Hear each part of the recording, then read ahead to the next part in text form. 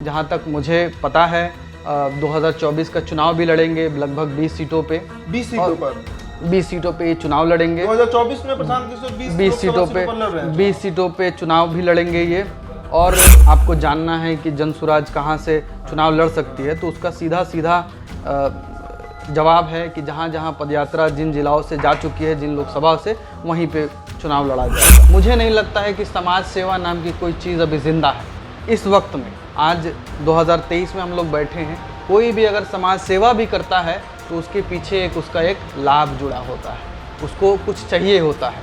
आज जो प्रशांत किशोर जी जो घूम रहे हैं पैदल यात्रा, सब लोग की एक यही है कि उनके पास रास्ता बचा नहीं था, एक यही तरीका था कि देखो अब कहीं जगह नहीं मिलेगी, अब खुद का ही पार्टी बनाना पड़ेगा। तो कहते तो हैं इसको अभियान, लेकिन सब लोग जानता है कि ये एक पार्टी है, अभी रजिस्टर्ड नहीं हुई है। बिहार की जो राजनीतिक व्यवस्था है उसमें अकेले लड़ना नियर टू इम्पॉसिबल है, बहुत हद तक जो है असंभव है। तो एक अलायंस में आके ही आपको लड़ना पड़ेगा। अब वो जनसुराज या तो एनडीए में जाए या इंडिया में जाए या कोई थर्ड। प्रशांत किशोर जी ने अलग अलग पार्टियों के लिए काम किया, जितना हारे हैं उससे ज़्यादा जितना जीते हैं उससे ज़्यादा हारे भी हैं, जो लोगों को नहीं पता। अभी हाल फिलहाल में ही उन्होंने कई जगह का चुनाव हारा है, गोवा भी हारे हैं, उत्तर प्रदेश भी हारे हैं। को पीआर मैनेजमेंट भी इस तरीके से कहते हैं, मीडिया मैनेजमेंट भी कहते हैं कि ऐसा काम करिए कि लोगों को बस आपकी जीत पता चले, हार नहीं पता। मैं नाम एक्सपोज नहीं करूंगा, मैं चाहूँगा कि जनता खुद इस चीज़ को भूले। तो जितवाया एक एमएलसी, एक हारा तो एक एमएलसी भी, लेकिन सिर्फ जो है उसी का प्रचार और प्रसार उन्होंने किया जिसमें माहिर हो। बात पे ध्यान दीजिएगा, कभी भी फेवरेट राजद नहीं है। राजद एक मजबूरी का ऑप्शन भी हो जाता है बहुत सारे वोटरों को। मुसलमानों को यही है कि जो मोदी के खिलाफ बोलेगा, जो भाजपा के खिलाफ बोलेगा, हम उनके साथ कर दिए। शुरू में कभी भी वो भाजपा पे नहीं बोलते थे, सिर्फ और सिर्फ जो है नीतीश कुमार पे बोलते थे और तेजस्वी यादव पे बोलते थे। लेकिन अब जो है वो सब पे टारगेट करते हैं, क्योंकि जिस कम्युनिटी को, जिस समाज को वो टारगेट करना चाहते हैं, वो सुनना चाहता है नरेंद्र मोदी के खिलाफ। बिहार की तमाम राजनीतिक पार्टियां जो हैं वो लोकसभा को लेकर बेहद एक्टिव हैं। इसका अंदाजा आप इस तरीके से भी लगाइए कि नीतीश कुमार 2 दिवसीय बैठक करते हैं जिसमें पंचायत स्तर तक के नेताओं से 1-to-1 होते हैं। तेजस्वी यादव राजद कार्यालय में अपने तमाम विधायकों से मिलते हैं और कल चिराग पासवान ने बजाबते बिहार फर्स्ट, बिहारी फर्स्ट का संकल्प यात्रा निकाल दिया बिहार के 38 जिलों को लेकर। लेकिन इन सब के बीच एक नेता है, नेता कहिए उनको, आप पॉलिटिकल कैंपेनर कहिए।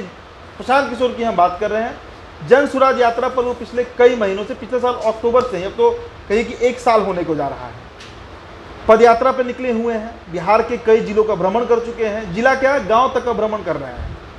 उनकी टीम से एक शख्स जिनका नाम परवेज आलम है हमारे साथ मौजूद है। लंदन से इन्होंने पढ़ाई किया, एक बड़ी कंपनी का निर्माण किया, सिवान के रहने वाले हैं, पूरी तरह बिहारी हैं। और उसके बाद प्रशांत किशोर के साथ ये जुड़ जाते हैं। हालांकि इनका आज के संदर्भ में अगर आप रेफरेंस पूछिए तो उपेंद्र कुशवाहा की जो पार्टी है राष्ट्रीय लोक जनता दल, उसमें ये चीफ एनालिस्ट कहिए या फिर कैंपेनर कहिए, स्ट्रैटेजिस्ट कहिए, उस तौर पे ये काम कर रहे हैं। लेकिन हमारा चर्चा का विषय प्रशांत किशोर रहेंगे। प्रशांत किशोर बीते कई महीनों से, 11-12 महीनों से तो बिहार में है, बिहार से बाहर गए नहीं हैं, लोगों को जागरूक कर रहे हैं। प्रवेश जी, सिवान आपका घर हुआ जी, तो मतलब बिहार को आप समझते हैं पूरी तरीके से, बाहर भी आप रहे हैं लेकिन बिहार को आप समझते हैं। प्रशांत किशोर से आप कब जुड़े और इतना इन्फ्लुएंस कैसे हो गई कि आपकी इतनी बड़ी एक कंपनी भी हुआ करती थी उसको बंद करके पूरी तरीके से आपने प्रशांत किशोर का जो कैंपेन था जनसुराज का वो ज्वाइन कर लिया और वहाँ पर आप कोर टीम में भी रहे? जी, देखिए ये वक्त जो है मई 2022 था, जब पहली बार जो है प्रशांत किशोर सिवान में आए थे। तो उसी दौरान जो है पता चला, और प्रशांत किशोर एक ऐसी शख्सियत रहे हैं कि ख़ास करके जो यूथ है बहुत जो है उनसे इंस्पायर्ड रहा, बहुत अट्रैक्ट होता रहा उनकी बातों से, और जिस तरीके से, जिस तर्क से बात करते रहे, तो इस चीज़ में वो बहुत काफ़ी सक्सेसफुल रहे हैं हमेशा से। तो शुरू से जानता था उन्हें, और मई जो महीना था 2022 का, उसमें मुझे मौका मिला कि उनके टीम से मिल के जो आईपैक जो संस्थान है उनके डायरेक्टर से मेरी बात हुई और फिर मैंने इच्छा जाहिर की कि भाई अगर कोई वॉलंटियरिंग का काम हो भी तो भी मैं आपको जुड़ना चाहूँगा मैं आपके साथ, क्योंकि जो ये मुद्दा लेके आए थे कि बिहार को बदलना है और जो प्रशांत किशोर हमेशा एक बात को कहा है कि बिहार को बदलने के लिए झारखंड और यूपी से लोग नहीं आएंगे, बिहारी को ही जो है आगे आना पड़ेगा। और जब तक राजनीति में अच्छी और नई सोच के लोग नहीं आएंगे तब तक जो है राजनीति बदल नहीं सकती है। और मैं एंटरप्रेन्योर रहा हूँ और हमें एक ही चीज़ सिखाया जाता है कि एक समस्या ढूंढो, एक प्रॉब्लम ढूंढो और उसी पे काम करो।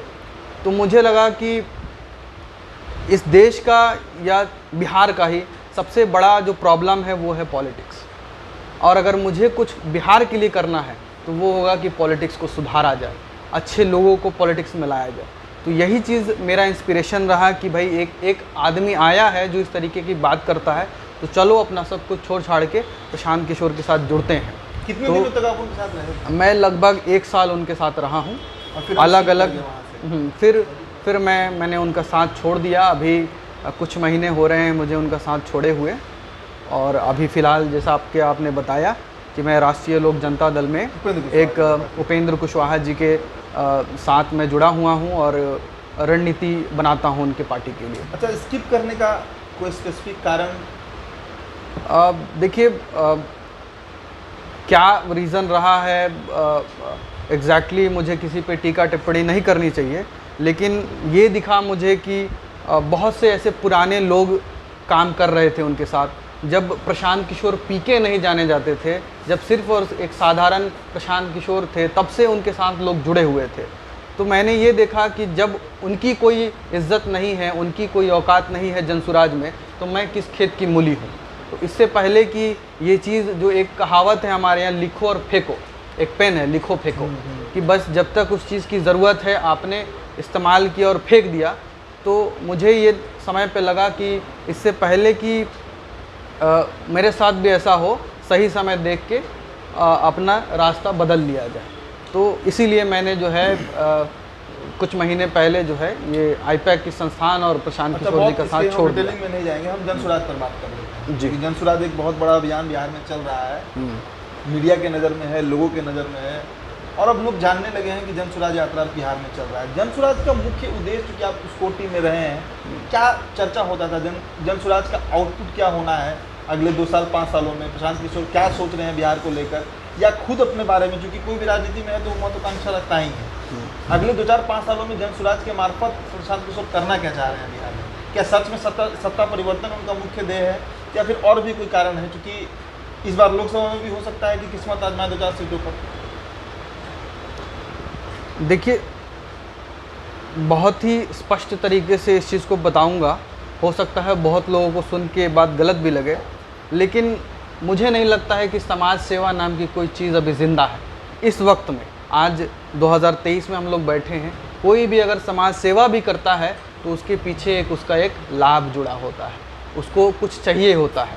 आज जो प्रशांत किशोर जी जो घूम रहे हैं पैदल यात्रा, तो पद यात्रा से जुड़े एक बात आपको और आपके जो दर्शक हैं उनको बताना चाहूँगा कि देखिए, पद यात्रा का प्रमाण है कि जो इंसान पद यात्रा कर रहा है वो सड़क पे आ चुका है, उसके पास अब कोई चारा नहीं है, कोई रास्ता नहीं है।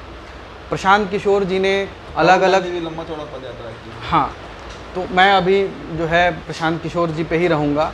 प्रशांत किशोर जी ने अलग अलग पार्टियों के लिए काम किया, जितना हारे हैं उससे ज़्यादा जितना जीते हैं उससे ज़्यादा हारे भी हैं, जो लोगों को नहीं पता। अभी हाल फिलहाल में ही उन्होंने कई जगह का चुनाव हारा है, गोवा भी हारे हैं, उत्तर प्रदेश भी हारे हैं, तो ये लोगों को दिखता नहीं है। अभी जैसे कि अभी अगर बात करें जनसुराज में, तो जनसुराज ने 2 MLC का चुनाव लड़वाया, एक सारण से लड़वाया, ठीक। तो उनका नाम जो है नहीं, सचिदानंद नहीं, सचिदानंद की बात नहीं कर रहा हूँ। हाँ, सारण से, हाँ, अशफाक अहमद नाम है उनका। वो तो जीते, लेकिन एक और कैंडिडेट थे जो लोगों को नहीं पता चला। तो ये इसको PR मैनेजमेंट भी इस तरीके से कहते हैं, मीडिया मैनेजमेंट भी कहते हैं कि ऐसा काम करिए कि लोगों को बस आपकी जीत पता चले, हार नहीं पता। मैं नाम एक्सपोज नहीं करूंगा, मैं चाहूँगा कि जनता खुद इस चीज़ को ढूंढे। तो असल में लड़वाया तो उन्होंने 2 कैंडिडेट, एक जीता तो उन्होंने पूरा श्रेय ले लिया। इनफैक्ट उन्होंने जितवाया एक MLC को, लेकिन उन्होंने मीडिया में आके बोला कि मोदी जी को कोई नहीं जानता था 2014 से पहले, ये हमारा दिन था कि पूरे पूर्वांचल और पूरे जो है इधर जो है सिर्फ और सिर्फ मेरे की वजह से हुआ। तो जितवाया एक MLC, एक हारा तो एक MLC भी, लेकिन सिर्फ जो है उसी का प्रचार और प्रसार उन्होंने किया जिसमें माहिर है वो। अब आपने बोला कि आगे उनकी क्या महत्वाकांक्षा है जनसुराज को लेके। हाँ, जनसुराज को लेके वो यही है कि देखिए सब लोग की एक यही है कि उनके पास रास्ता बचा नहीं था, एक यही तरीका था कि देखो अब कहीं जगह नहीं मिलेगी, अब खुद का ही पार्टी बनाना पड़ेगा। तो कहते तो हैं इसको अभियान, लेकिन सब लोग जानता है कि ये एक पार्टी है, अभी रजिस्टर्ड नहीं हुई है, बहुत जल्दी रजिस्टर करवाने वाले हैं। जहाँ तक मुझे पता है 2024 का चुनाव भी लड़ेंगे लगभग 20 सीटों पे, 20 सीटों पर 20 सीटों पे ये चुनाव लड़ेंगे। 2024 में प्रशांत किशोर 20 सीटों पे 20 सीटों पे चुनाव भी लड़ेंगे ये। और जहां तक मेरा एनालिसिस है, ये वोट काटने के अलावा और कुछ नहीं कर सकते, चाहे 2024 हो या चाहे 2025। अच्छा, वोट काटने की बात बहुत लोग करते हैं कि प्रशांत किशोर वोट काटने के लिए घूम रहे हैं। सवाल मेन यही है कि किसका वोट, एनडीए का, महागठबंधन का, बीजेपी का, तेजस्वी का, नीतीश कुमार है, किसका वोट काटेंगे? क्योंकि वोट काटेंगे तो एक स्पेसिफिक वोट ही काटेंगे। बिल्कुल। या तो सवर्णों का वोट काटेंगे, या मुसलमानों का वोट काटेंगे, या दलितों का वोट काटेंगे, यादवों का वोट काटेंगे। पदयात्रा मैंने चलाई है, पदयात्रा की रणनीति मैंने बनाई है, जिस हिसाब से मुझे आदेश दिया गया था। मेरे हिसाब से सिर्फ और सिर्फ महागठबंधन और खास करके राजद का वोट ही कटेगा इस बार। कैसे राजद का वोट पदयात्रा से कटेगा? हम लोगों ने शुरू से ही विशेष ध्यान दिया है मुसलमान तबके पे और दलित तबके पे भी।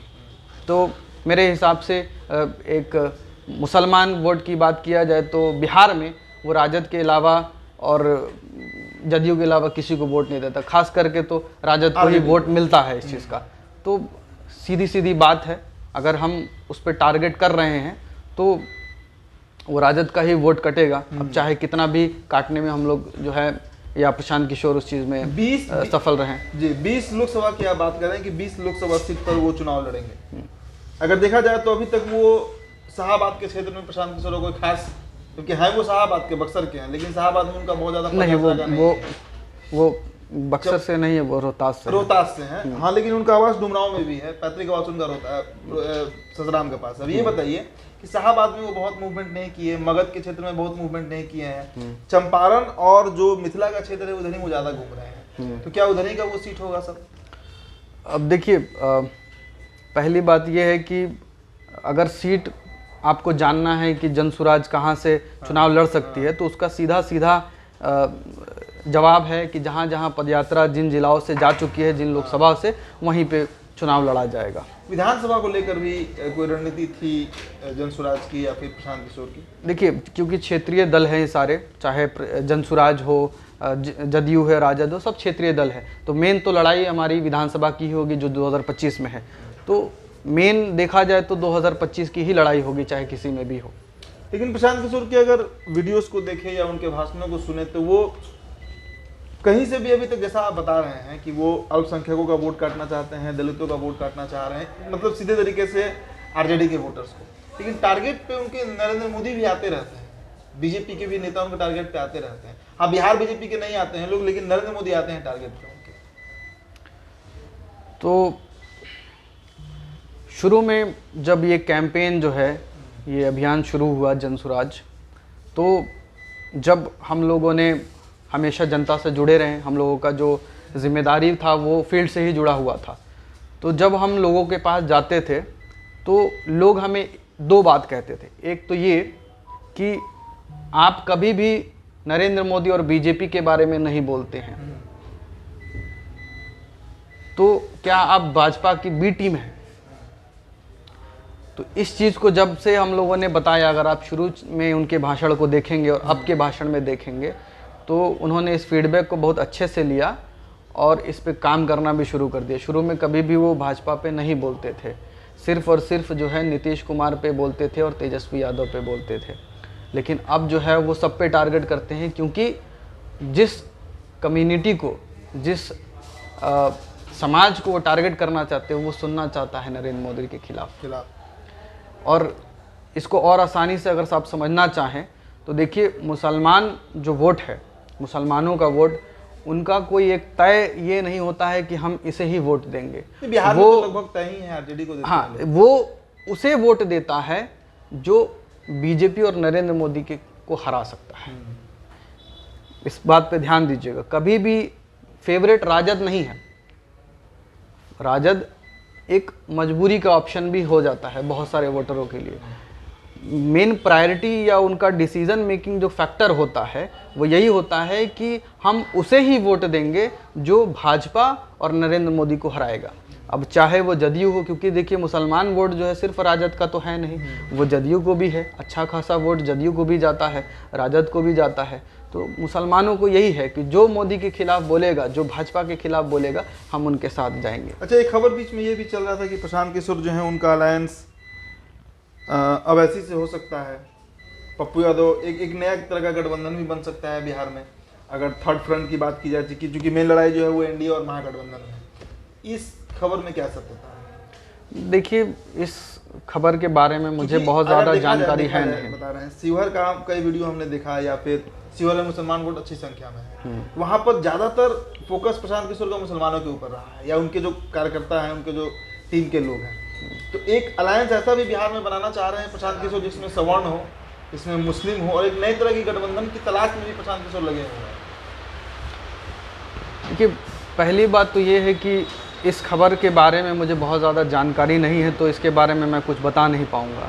लेकिन बिहार की राजनीतिक जो स्थिति रही है, मैं उसी पे बता रहा हूँ, बस दूसरे तरीके से कोशिश कर रहा हूँ, क्योंकि मुझे बहुत पुष्टि नहीं कर सकता हूँ कि कितना सही है कितना गलत है। लेकिन ये है कि बिहार की जो राजनीतिक व्यवस्था है उसमें अकेले लड़ना नियर टू इम्पॉसिबल है, बहुत हद तक जो है असंभव है। तो एक अलायंस में आके ही आपको लड़ना पड़ेगा।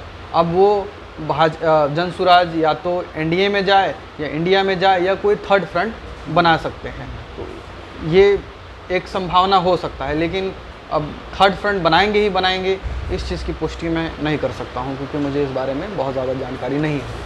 चलिए, तो ये परवेज आलम है। हमने प्रशांत किशोर पर ही इस चर्चा को केंद्रित रखा, क्योंकि जनसुराज की यात्रा जो है वो बिहार में अब अपना नाम तो बना चुकी है। प्रशांत किशोर लगातार यात्रा कर भी रहे हैं। हालांकि मकसद क्या है उनका, बिहार की राजनीति को कौन सी नई दिशा देना चाह रहे हैं, किसके खिलाफ वो कैंपेन कर रहे हैं, किसके पक्ष में कर रहे हैं, कई तरह के सवाल हैं, जिसका उत्तर शायद परवेज आलम ने भी हमें दिया, और शायद 2024 के लोकसभा चुनाव के बाद, परिणामों के बाद दृश्य और भी स्पष्ट हो जाएगा। फिलहाल इस चर्चा में इतना ही। बहुत बहुत शुक्रिया।